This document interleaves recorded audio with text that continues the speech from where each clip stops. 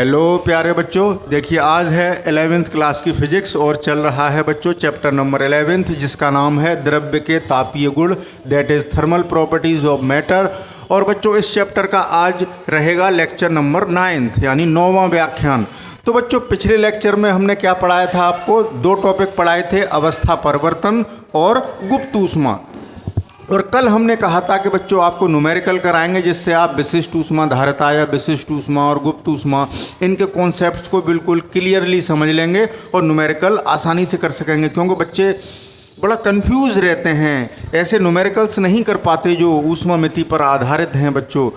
तो बच्चों एक टॉपिक हम बैक में चलते हैं, थोड़ा न्यूमेरिकल कराने से पहले, विशिष्ट ऊष्मा धारिता और गुप्त ऊष्मा वाले न्यूमेरिकल कराने से पहले बच्चों हम ये टॉपिक पढ़ेंगे 11.7। आप अपनी एनसीईआरटी बुक में देखना 11.7वां जो हेडिंग है वो लिखा होगा ऊष्मा मिति, ठीक है ना बच्चों।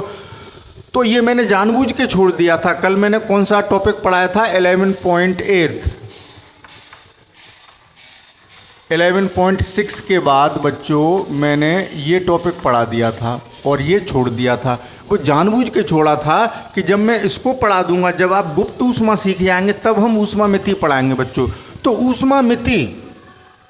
ऊष्मा मिति कह लें या ऊष्मा मिति का सिद्धांत कह लें या कैलोरी मिति कह लें, एक ही बात है। ऊष्मा मिति कह लें या कैलोरी मिति कह लें, ऊष्मा मिति या कैलोरी, क्योंकि बच्चों जब हम पढ़ते थे, जब हमने ये टॉपिक पढ़ा था तो कैलोरी मिति के नाम से पढ़ा था।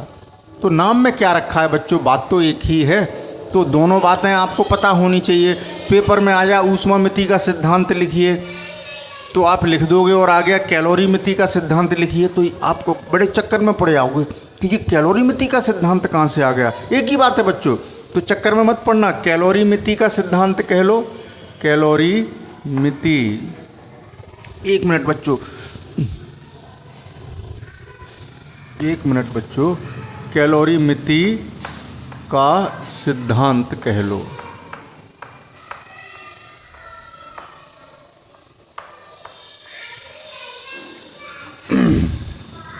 ठीक है ना, ऊष्मा मिति कह लो या कैलोरी मिति कह लो या ऊष्मा मिति का सिद्धांत कह लो या कैलोरी मिति का सिद्धांत कह लो, एक ही बात है। यानी हम मेनली क्या पढ़ रहे हैं, principle of calorimetry, principle of calorimetry.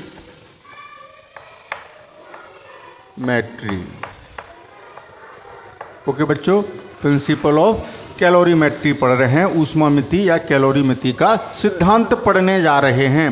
तभी फिर हम न्यूमेरिकल करेंगे, बड़ा आनंद आएगा बच्चों, बहुत अच्छा लगेगा आपको।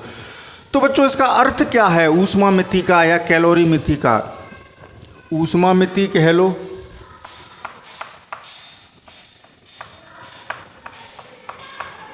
या कैलोरी मिति कह लो, कैलोरी मिति कह लो, दोनों का कॉन्सेप्ट क्या है, इसका अर्थ है ऊष्मा का मापन, ऊष्मा मापन, यानी ऊष्मा मापन की बात हो रही है। तो जिस सिद्धांत में, यानी ऊष्मा मिति और कैलोरी मिति क्या कॉन्सेप्ट है, मेजरमेंट ऑफ हीट, ऊष्मा मापन ही क्या कहलाता है, ऊष्मा मिति या कैलोरी मिति।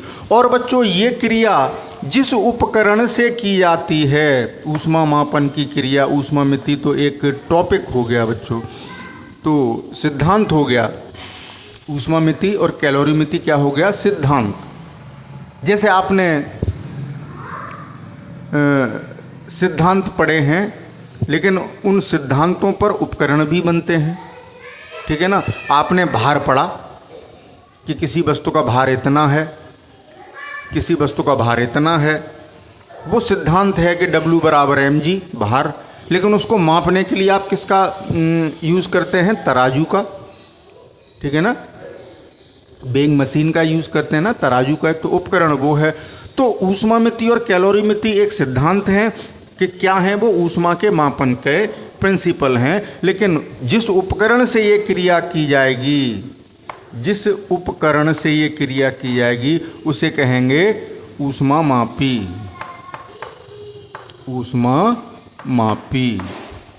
11th में आपके यहाँ ये प्रैक्टिकल भी है, कैलोरीमीटर, इसको हम क्या कहते हैं, कैलोरीमीटर कहते हैं बच्चों। चलिए ज़्यादा नहीं उलझाएंगे आपको, हम अब चलते हैं कैलोरीमिति के सिद्धांत पर, सीधी सी बात।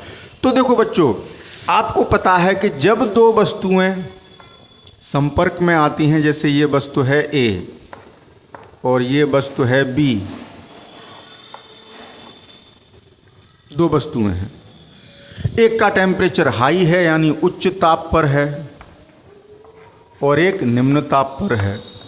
तो आपको पता है कि जब भिन्न भिन्न ताप की वस्तुएं संपर्क में लाई जाएंगी तो क्या होगा, ताप किसकी वजह से है, ऊष्मा की वजह से,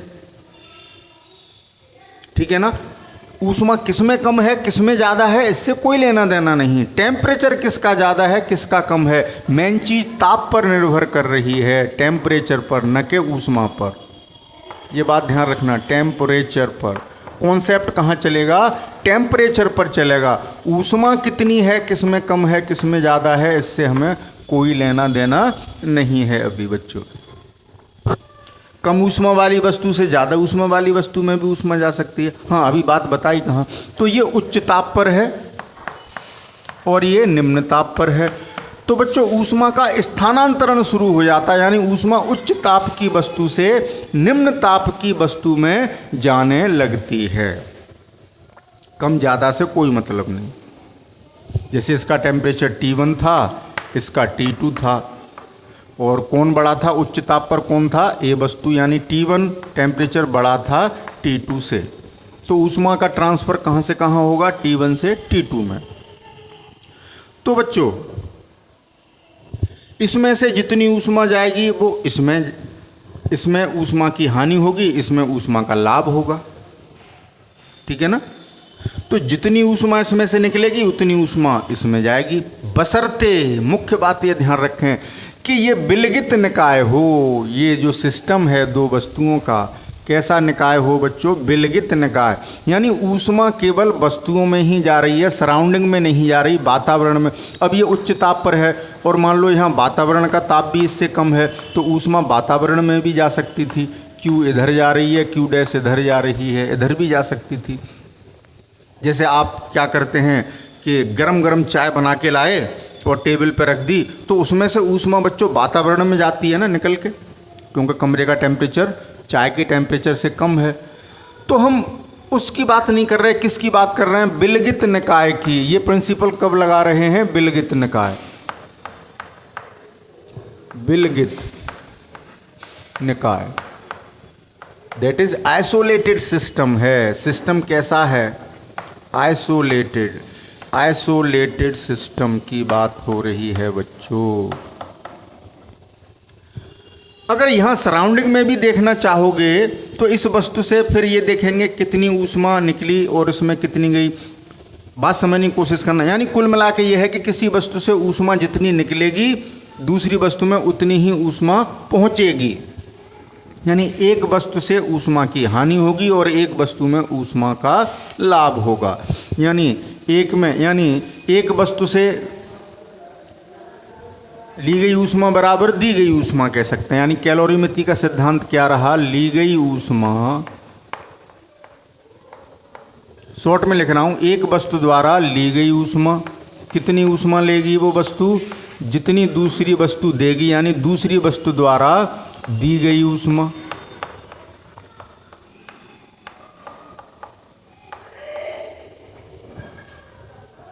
या ये कह सकते हैं ली गई ऊष्मा का मतलब ऊष्मा लब्धि। आपकी एनसीईआरटी बुक में, वैसे आप ऐसे ध्यान रखें बहुत अच्छा सा समझ में आएगा, आपकी एनसीईआरटी बुक में क्या लिखा होगा कि ऊष्मा लब्धि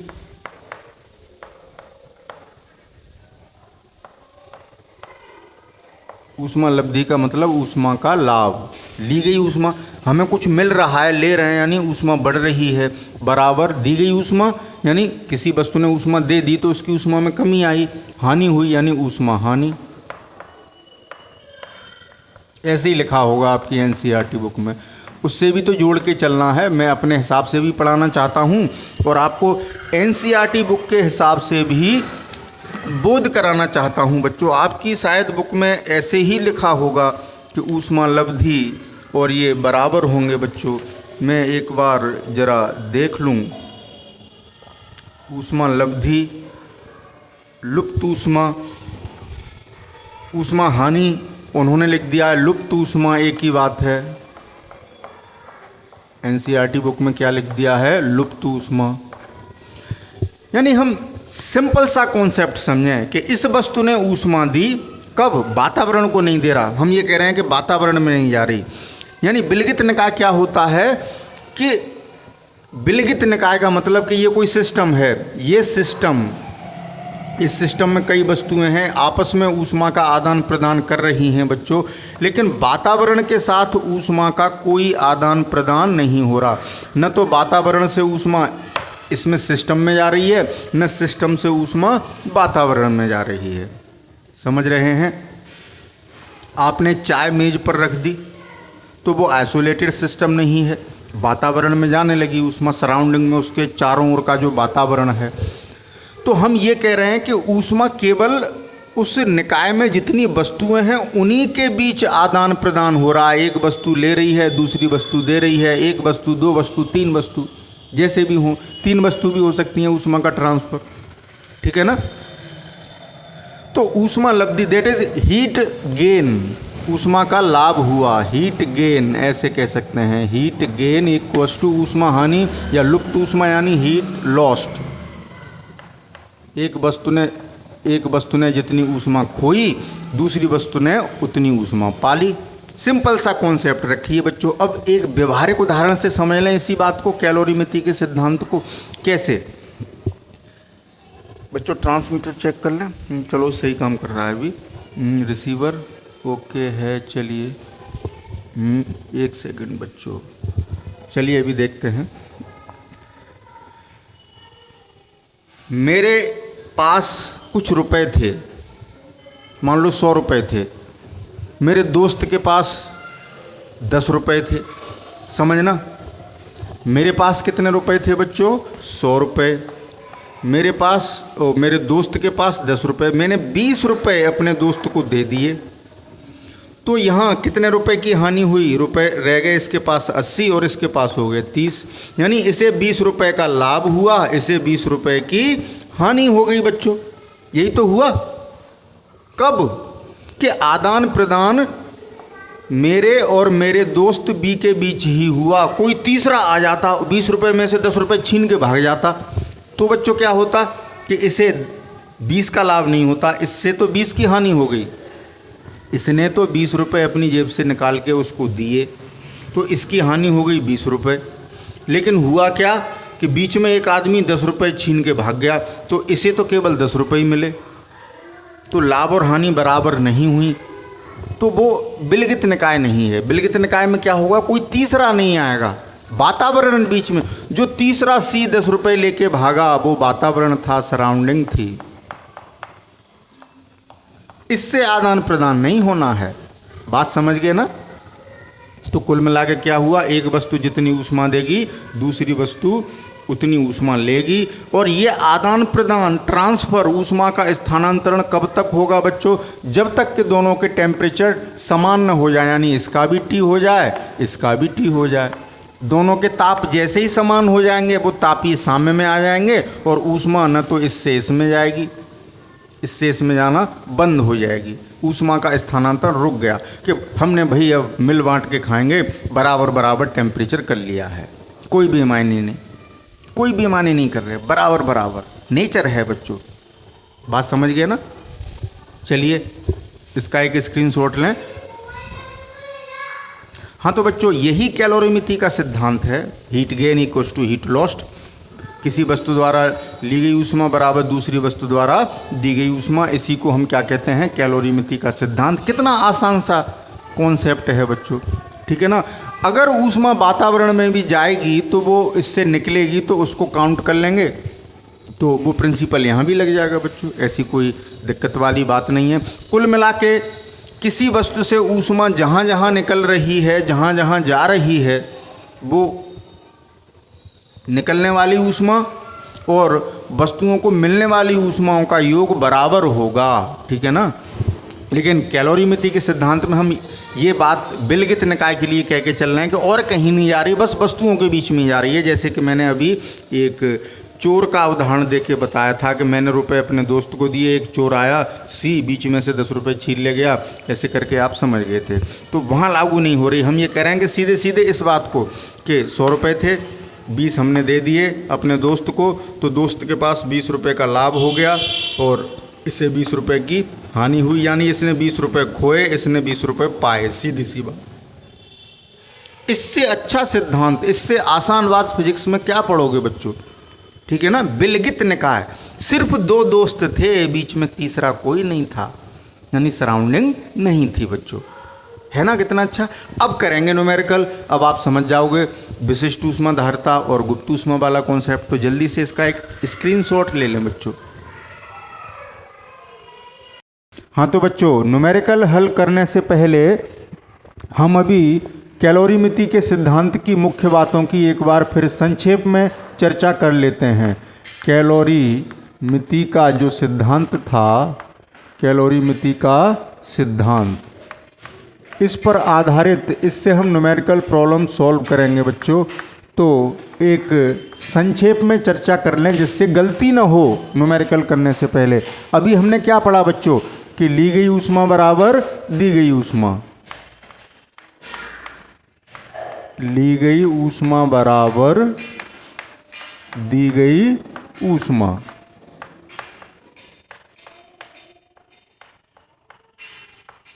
ये कब? जब निकाय हमारा कैसा था? बिलगित, यानी आदान प्रदान केवल एक सेकंड बच्चों, गलत लग गया। हाँ, तो ये कॉन्सेप्ट, ये जो हम पढ़ रहे हैं किसके लिए पढ़ रहे हैं? बिलगित, या आपकी किताब में बच्चों एनसीईआरटी बुक में लिखा होगा वियुक्त, वियुक्त ही लिखा होगा, एक ही बात है, बिलगित या वियुक्त निकाय की बात हो रही है। अर्थात संक्षेप में बता रहा हूँ बच्चों, ये मत सोचना कि सर बार बार बता रहे हैं, कि जैसे 2 वस्तुएं हैं ए और बी संपर्क में हैं, ए एंड बी, इसका टेम्परेचर T1 या हाई है, T हाई और T लो, इसका कम है, तो ऊष्मा बच्चों ए से बी में जा रही है, वातावरण में नहीं जा रही, तो ये बिलगित निकाय है। यानी इसका जो सराउंडिंग है वहाँ न तो ऊष्मा आ रही है न जा रही है, केवल आदान प्रदान यही हो रहा है। और ये स्थानांतरण कब तक होगा?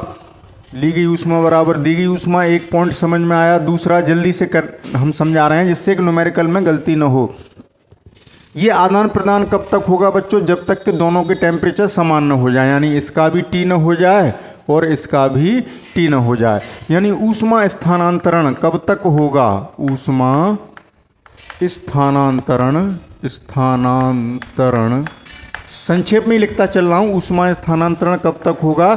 जब तक कि दोनों वस्तुओं के ताप समान न हो जाएं। जैसे ही ताप समान हो जाएंगे ऊष्मा का स्थानांतरण, आदान प्रदान बंद हो जाएगा बच्चों, ठीक है। तीसरी बात, अगर ऊष्मा देने पर, देखो ऊष्मा, अगर हम किसी वस्तु से ऊष्मा देते हैं, यानी ऊष्मा Q,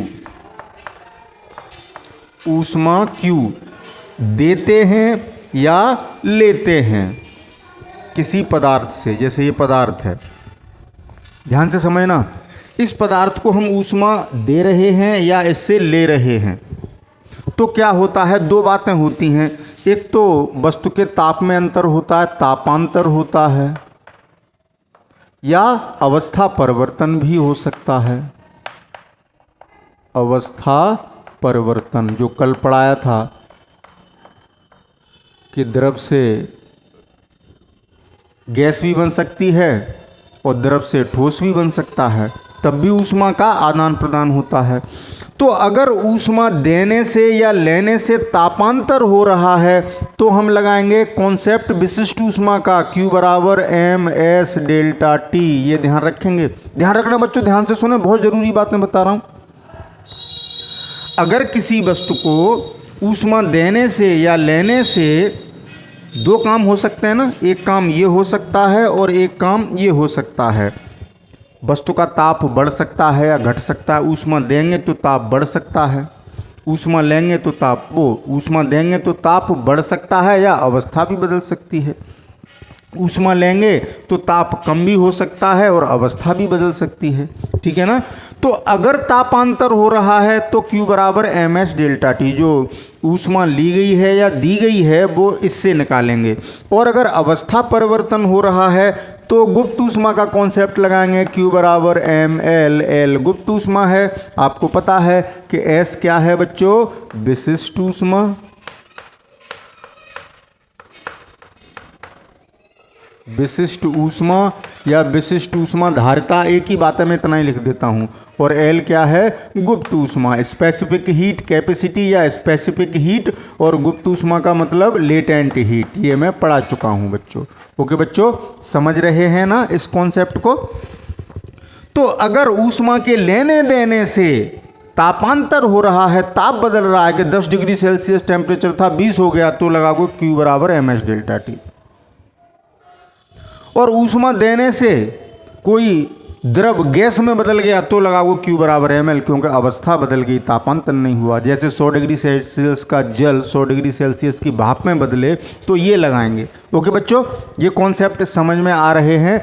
यानी ऊष्मा का स्थानांतरण कब होगा, जब तक के दोनों के ताप समान न हो जाएं और विलगित निकाय है, वियुक्त निकाय है, वातावरण में ऊष्मा नहीं जा रही है और ली गई ऊष्मा बराबर दी गई ऊष्मा। जितनी एक वस्तु ऊष्मा लेगी उतनी दूसरी वस्तु देगी, ये बात समझ गए। और कब कौन सा कॉन्सेप्ट लगाएंगे, तीसरा पॉइंट ये हो गया। ओके बच्चों, बात समझ रहे हैं, ध्यान से समझना। अब मैं एक न्यूमेरिकल कराऊंगा, बड़ा आनंद आएगा आपको। हाँ तो बच्चों, अब करते हैं इस न्यूमेरिकल को, बड़ा आनंद आएगा। देखना क्वेश्चन क्या है कि 200 ग्राम जल को 25 डिग्री सेल्सियस से 10 डिग्री सेल्सियस तक ठंडा करने के लिए -14 डिग्री सेल्सियस ताप वाली कितनी बर्फ़ की आवश्यकता होगी। और क्या क्या दिया है बच्चों क्वेश्चन में, मैंने शॉर्ट में लिख दिया है। आपको दिया होगा कि बर्फ़ की विशिष्ट ऊष्मा 0.5 कैलोरी प्रति ग्राम, मैंने ऐसे लिख दिया है, ठीक है, क्वेश्चन को शॉर्ट करने के लिए। जब विशिष्ट ऊष्मा की बात आएगी तो आप समझ जाओगे कि एस है, ये मैं पढ़ा चुका हूँ। और दिया होगा कि जल की विशिष्ट ऊष्मा 1 कैलोरी प्रति ग्राम डिग्री सेल्सियस, और LF मैंने लिख दिया है 80 कैलोरी प्रति ग्राम। यानी ये गुप्त ऊष्मा है किसकी, बर्फ़ के गलन की। ये क्या है बच्चों, बर्फ़ के या बर्फ़ की गुप्त ऊष्मा कह दो, या चलो बर्फ़ के गलन की गुप्त ऊष्मा, ऐसे दिया होगा। तब आप क्या समझोगे इसको कि ये LF है। मैंने क्वेश्चन को और आसान बना दिया बच्चों, मैंने LF लिख दिया। आपको क्या दिया होगा कि बर्फ़ के गलन की गुप्त ऊष्मा बराबर 80 कैलोरी प्रति ग्राम। तब आपको ये सोचना पड़ेगा कि ये LF है, ठीक है ना बच्चों, बात समझ रहे हैं। लेकिन मैंने संक्षेप में ये डाटा लिख दिया है जो क्वेश्चन में दिया हुआ है। या बर्फ़ की गुप्त ऊष्मा है, ये कह सकते हैं। द्रव से बर्फ़ बनाना है, देखो ये जो 80 कैलोरी प्रति ग्राम ऊष्मा है, यानी इसका अर्थ क्या है कि 1 ग्राम जल को अगर हमें बर्फ़ में बदलना है, तापांतर नहीं कर रहे, 1 ग्राम जल कब, किस पर, मेल्टिंग पॉइंट पर, वो कितना होता है 0 डिग्री सेल्सियस पर। तो 0 डिग्री सेल्सियस पर 1 ग्राम जल को अगर हम बर्फ़ में बदलना चाहते हैं तो उससे हमें 80 कैलोरी ऊष्मा निकालनी पड़ेगी, तब वो बर्फ़ में बनेगी।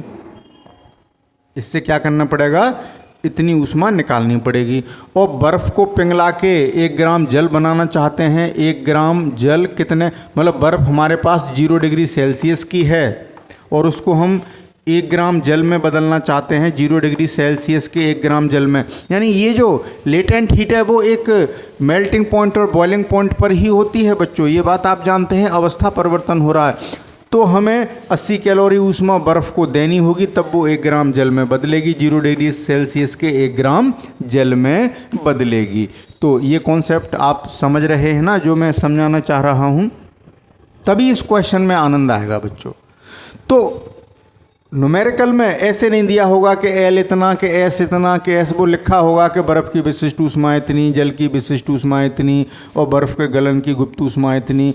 तो आपको ये पहचानना है कि किसकी एस है किसकी एल है, ठीक है ना। ये कॉन्सेप्ट आप समझ गए, मैंने यहाँ लिख दिया। अब चलिए क्वेश्चन को सॉल्व करते हैं। तो क्वेश्चन को सॉल्व करने से पहले आप एक बात समझें कि हमारे पास कितना जल है, 200 ग्राम जल। जैसे बच्चों किसी बर्तन में, आपके पास एक बर्तन है और उसमें जल भरा हुआ है, यहाँ तक मान लीजिए,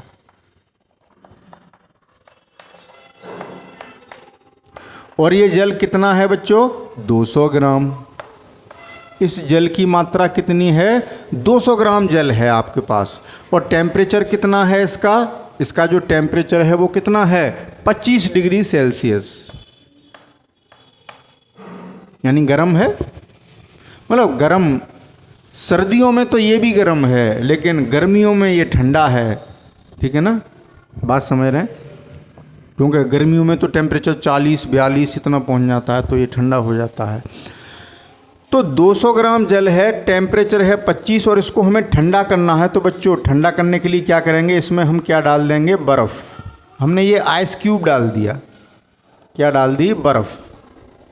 और ये जो बर्फ़ का टुकड़ा डाला, उस बर्फ़ के टुकड़े का टेम्परेचर कितना था, -14,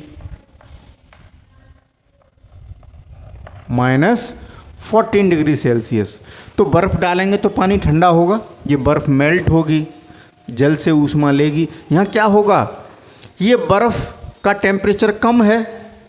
मैंने अभी क्या बताया था कि जो ऊष्मा का स्थानांतरण है हाई टेम्परेचर से, हाई टेम्परेचर टी लिख रहा हूँ, किधर होता है, लो टेम्परेचर की ओर, उच्च ताप से कम ताप की ओर होता है बच्चों।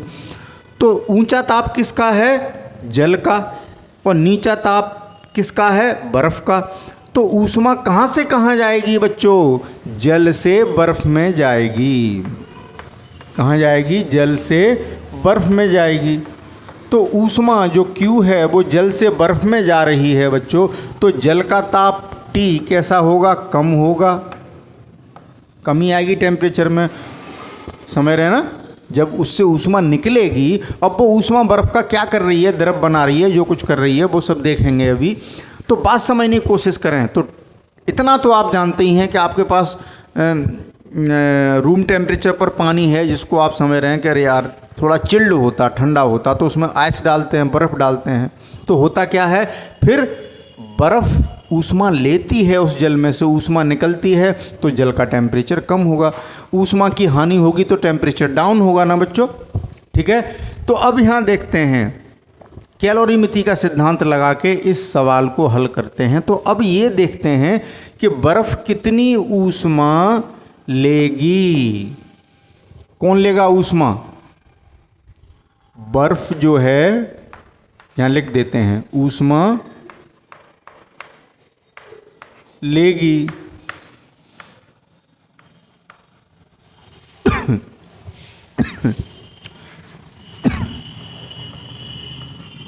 बर्फ ऊष्मा लेगी और जल क्या करेगा, ऊष्मा देगा। वही बात आ रही है, ली गई ऊष्मा बराबर दी गई ऊष्मा। कॉन्सेप्ट समझ में आ जाएगा।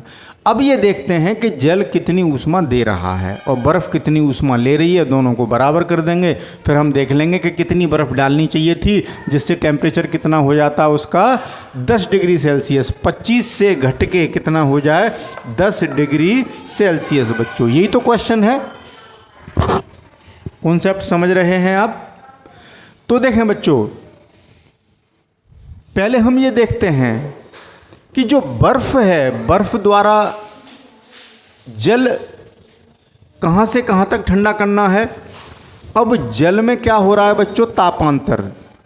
जल के केस में क्या हो रहा है, तापांतर। थोड़ी देर पहले मैंने बताया था कि जब तापांतर होगा तब हम क्या करेंगे, Q बराबर ms डेल्टा T लगाएंगे। तो जल ऊष्मा दे रहा है ना यहाँ, तो जल द्वारा दी गई ऊष्मा निकाल लेते हैं। जल द्वारा दी गई ऊष्मा किससे निकालेंगे, इसी से, क्योंकि जब तापांतर होगा तो ये लगाएंगे। दी गई ऊष्मा Q बराबर ms डेल्टा T। किसकी बात कर रहे हैं? जल की। तो यहाँ S जल का लगाएंगे ना बच्चों। तो चलो मैं यहाँ लिख नहीं रहा। तो जल द्वारा दी गई ऊष्मा Q इक्वल्स टू M, कितना जल है? 200 ग्राम, ठीक है ना। और ये सारी यूनिट ग्राम में ही है तो कन्वर्ट करने की ज़रूरत नहीं है। यानी 200 ग्राम जल है, यानी M कितना हो गया? 200 ग्राम। और जल की विशिष्ट ऊष्मा, जब जल की बात कर रहे हैं बच्चों तो S किसका लगाएंगे? बर्फ़ का थोड़ी लगा देंगे, जल का लगाएंगे। वो कितना है? 1 कैलोरी प्रति ग्राम डिग्री सेल्सियस, तो 1 लगा दिया। डेल्टा T, टेम्परेचर जल का कहाँ से कहाँ बदला? जल को हमने 25 से 10 तक ठंडा किया है। देखो ये लिखा है 25 से कहाँ तक? 10 तक, यानी 25 माइनस 10। टेम्परेचर का डिफरेंस कितना हो गया? 25 से 10 तक ठंडा किया है, 25 माइनस 10। तो ये इतनी ऊष्मा देनी पड़ेगी उसको। तो कितनी हो गई? 200 गुणा कितने बच्चे बच्चों? 15, यानी कितना बच्चा? 2 जीरो तो हैं ही, और 15 दूनी 30, 3000 कैलोरी। समझ गए? यानी जल को इतनी ऊष्मा देनी होगी।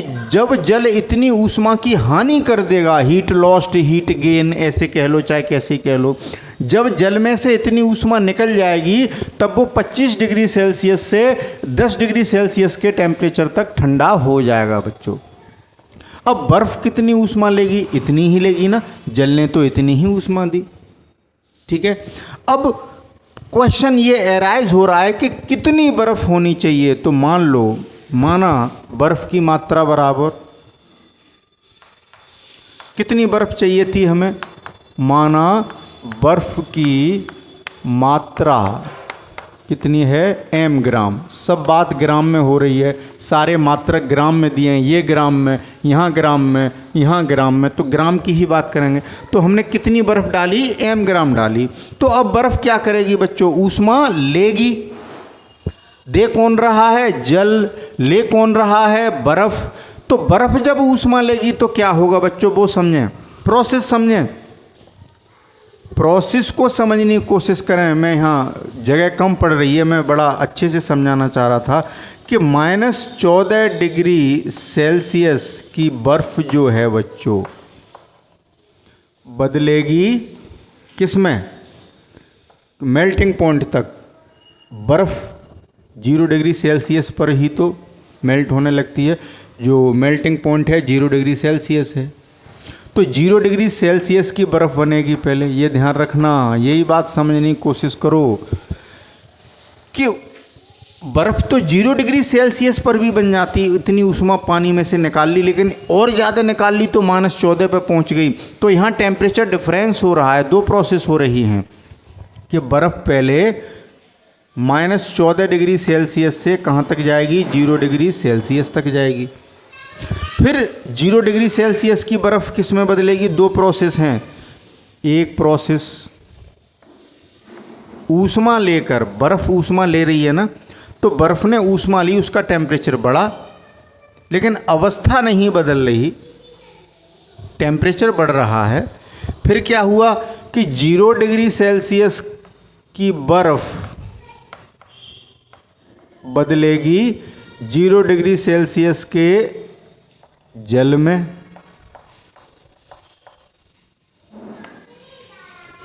अब भी नॉर्मल नहीं हुआ।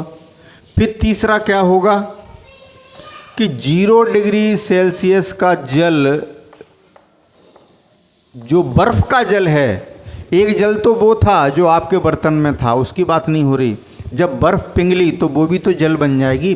तो उस बर्फ़ का क्या हो रहा है वो समझा रहा हूँ कि -14 डिग्री सेल्सियस की बर्फ़ बदली 0 डिग्री सेल्सियस की बर्फ़ में, फिर 0 डिग्री सेल्सियस की बर्फ़ बदली 0 डिग्री सेल्सियस के जल में, फिर 0 डिग्री सेल्सियस का जल बदला किस में बच्चों? कहाँ तक? टेम्परेचर कितना करना है? 10, यानी तापांतर, यानी नॉर्मल टेम्परेचर 10 हो गया। यानी अब जो बर्फ़ घुल के वो भी जल बन गई, बर्फ़ घुल गई वो भी जल बन गई, तो जो टोटल जल बना वो 10 डिग्री सेल्सियस का बन गया, अब तो बर्फ़ है ही नहीं, बर्फ़ तो ख़त्म हो गई।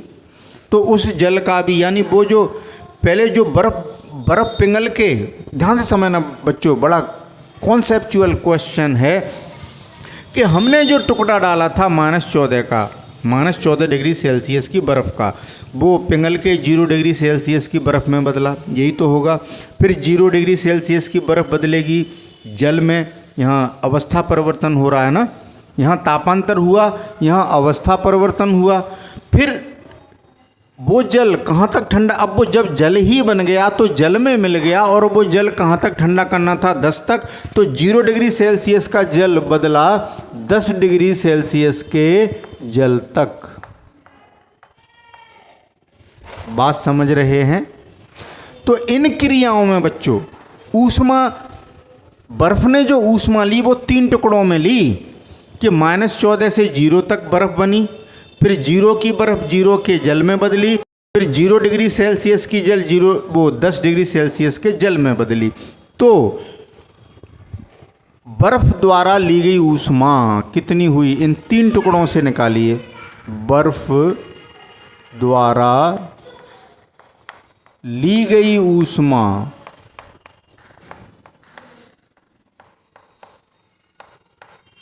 इसको ऐसा करते हैं, जल द्वारा दी गई ऊष्मा Q1 मान लेते हैं इसको, और बर्फ़ द्वारा, जल द्वारा दी गई ऊष्मा और बर्फ़ द्वारा ली गई ऊष्मा Q2 मान लेते हैं। तो Q2 कितनी होगी बच्चों, बड़ा कॉम्प्लिकेशन है, क्या क्या आएगा देखें, क्या क्या आएगा। यहाँ टेम्परेचर डिफरेंस हो रहा है, 3 अवस्थाएं हैं ना, यहाँ टेम्परेचर में परिवर्तन -14 से 0, तो ms delta T plus 0 degree Celsius की बर्फ़ 0 डिग्री सेल्सियस के जल में, तो यहाँ गुप्त ऊष्मा लगेगी यानी ml, प्लस यहाँ 0 डिग्री सेल्सियस का जो जल बना बर्फ़ का ही, ये है सब बर्फ़ ही, अवस्था बदल रही है, ठीक है, तो यहाँ टेम्परेचर बदला, 0 से 10 तक बढ़ा यानी ms डेल्टा T। ये हुआ, बात समझ रहे हैं? अब यहाँ भी ms डेल्टा T, यहाँ भी ms डेल्टा T, बड़ा कन्फ्यूजन है। तो इसको ऐसे करते हैं बच्चों, अभी मैं एक थोड़ा सा और डिटेल में समझाऊंगा। हाँ तो बच्चों ऐसे समझें, यहाँ आप समझ नहीं पाएंगे कि मैं ये कहना चाह रहा था, यहाँ भी ms डेल्टा T, यहाँ भी ms डेल्टा T, कौन सी वैल्यू कितनी कितनी रखेंगे। ये फर्स्ट स्टेप है। फर्स्ट स्टेप क्या था कि -14 डिग्री सेल्सियस की बर्फ़ 0 डिग्री सेल्सियस की बर्फ़ में बदली थी, तो यहाँ बर्फ़ की बात हो रही थी, तो S यहाँ किसका लगेगा, बर्फ़ का, ओके, और टेम्परेचर -14 और 0 T1 T2। ml वो तो कोई चक्कर ही नहीं है, बर्फ़ का ही लगेगा, L यही लगेगा, LF 80 लगेगा, क्योंकि 0 अवस्था परिवर्तन हो रहा है, 0 डिग्री सेल्सियस की बर्फ़ 0 डिग्री सेल्सियस के जल में बदल रही है, कोई दिक्कत नहीं। अब जब 0 डिग्री सेल्सियस का जल 10 डिग्री सेल्सियस के जल में बदल चुका है, तो जब यहाँ भी तापांतर होने लगा, तो कोई यहाँ तापांतर नहीं हुआ तो ml आ गया, यहाँ तापांतर हुआ तो ms डेल्टा T आ गया। लेकिन अब ये ms डेल्टा T किसके लिए है, जल के लिए। देखो यहाँ बर्फ़, तो यहाँ बर्फ़ से जल, यानी अवस्था बदली, टेम्परेचर नहीं बदले, तो ml, और L किसका, वही F, ओके, और यहाँ S किसका लगेगा, जल का। इतनी ऊष्मा ले रहा है बच्चों, ऐसे समझें, कॉन्सेप्ट बिल्कुल क्लियर हो गया। अब बच्चों वीडियो बहुत लेंदी हो रहा है, इसलिए अब मैं जल्दी से कर देता हूं, लेकिन अगर समझ में ना आए तो कमेंट बॉक्स में लिख के भेज देना, कल मैं ढंग से समझा दूंगा। केवल इसी न्यूमेरिकल को करूंगा, क्योंकि आज मैंने और भी तो कुछ पढ़ाया है बच्चों, इसलिए वीडियो लेंदी हो रहा है। तो m, बर्फ़ कितनी, हमें बर्फ़ निकालनी है, कितनी बर्फ़ की बात हो रही है ना, यहाँ सब बात बर्फ़ की है। ये m भी, ये जो जल बना वो भी बर्फ़ से पिघल के जो बना उसी की बात है। तो m, S कितना, बर्फ़ का कितना लगाओगे, S बर्फ़ 0.5, m इंटू 0.5, और डेल्टा T कितना लगाओगे बच्चों, -14 और 0, तो कितने का डिफरेंस हुआ, 0 - 14, तो 14 का हुआ। नहीं समझे, 0 - 14 तो दोनों में डिफरेंस, वो नेगेटिव पॉजिटिव नहीं लेते हैं, यहाँ 14 ही लिखेंगे। डिफरेंस कितना का हुआ, 14 का हुआ। बात समझ रहे ना बच्चों, हम ये थोड़ी करेंगे या ऐसे कर लो 0 माइनस -14 करेंगे। चलो मैंने शॉर्ट में लिखा था, फिर बच्चे कहेंगे सर आपने 14 कैसे लिख दिया। चलिए घबराइए मत, घबराओ मत बच्चों, समझते चलो टॉपिक को, बड़ा आनंद आएगा। कितना बढ़िया क्वेश्चन है। क्या कर लें, क्या कर लें बच्चों, मैं ये देख रहा था बाद वाला था। आप 0 और T2 माइनस T1 करेंगे ना, तो 0 माइनस -14, 0 माइनस -14 यही तो करेंगे। और यहाँ लगाएंगे करली ब्रैकेट या बड़ा ब्रैकेट लगा दो। अरे यार जैसे चाहो वैसे कर लो, क्या फ़र्क पड़ता है, बड़ा लगाओ छोटा लगाओ, ठीक है। ये हो गया। फिर m हमें पता ही नहीं है, हमें यही तो निकालना है कितनी बर्फ़ चाहिए m, और l कितना है 80 है, यानी m इंटू 80 प्लस m, वही बर्फ़ से ही जल बना है, भले ही जल है, और जल के लिए 1 लगाओगे। अब डेल्टा टी कितना हुआ, 0 से 10 हो गया, यानी 10 माइनस 0, 10 माइनस 0 यही तो करोगे। तो कितना आया बच्चों समझें, बराबर m into 0.5 into 14 plus m into 80, ऐसे लिखते चलो, प्लस m इंटू 10। कितना आया, ये कितना हो गया, 14 पंजे 70 यानी 7m plus 80m plus 10m बराबर कितने हो गए, 80 और 10 90 और 7 97m क्या ऊष्मा है, कैलोरी। यही तो आया। तो ये क्या हुई, बर्फ़ द्वारा ली गई ऊष्मा इतनी। जब बर्फ़ इतनी ऊष्मा लेगी तब वो जल 25 से 10 में बदल जाएगा, 25 डिग्री सेल्सियस से 10 डिग्री सेल्सियस तक ठंडा हो जाएगा बच्चों। इसका स्क्रीनशॉट ले लें, फिर मैं आगे की कार्रवाई पूरी करूं, यहाँ हटा के करूँगा। जल्दी से टेक अ स्क्रीनशॉट इमीडिएटली बच्चों। हाँ तो बच्चों आगे बढ़ते हैं, मैं यहाँ हटा देता हूँ ये पोर्शन जिसकी हमें आवश्यकता नहीं है, ये आप समझ चुके हैं। चलो वीडियो को पॉज करके हटाऊं क्या, ओहो बच्चों टाइम लगता है हटाने में, ये बोर्ड ऐसा हो जाता है, आप देख रहे हो ना, इसको मैं ढंग से साफ करता हूँ। हाँ तो बच्चों अब आगे चलते हैं। तो आपने देखा कि जल ने ऊष्मा दी, जल ने ऊष्मा दी क्योंकि जल द्वारा दी गई ऊष्मा, और ऊष्मा किसने ली, बर्फ़ ने, तभी तो वो पिघली। तो कैलोरी मिति का सिद्धांत लगाते हैं। कैलोरी मिति के सिद्धांत से, कैलोरी मिति के सिद्धांत से क्या होगा बच्चों कि ली गई ऊष्मा बराबर दी गई ऊष्मा, यही तो होता है। Heat gain equals to heat lost, कितना सिंपल सा कॉन्सेप्ट है। तो चलो डिटेल में लिख देते हैं, जल द्वारा दी गई ऊष्मा या बर्फ़ द्वारा, हम यही तो कहते थे ली गई ऊष्मा बराबर दी गई ऊष्मा। अब यहाँ किसने ली, बर्फ़ ने, बर्फ़ द्वारा ली गई ऊष्मा बराबर जल द्वारा दी गई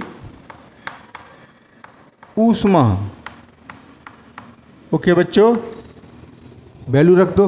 बर्फ़ द्वारा ली गई ऊष्मा कितनी है, कितनी निकल के आई बर्फ़ द्वारा ली गई ऊष्मा, Q2, यानी Q2 बराबर Q1 कर रहे हैं, Q2 बराबर Q1 कर रहे हैं बच्चों। तो Q2 कितनी आई थी, 97m, 97m आई थी, बराबर Q1 जल ने कितनी दी थी, 3000 कैलोरी, 3000 कैलोरी दी थी ऊष्मा, इतनी ऊष्मा ही तो दी थी, ठीक है ना।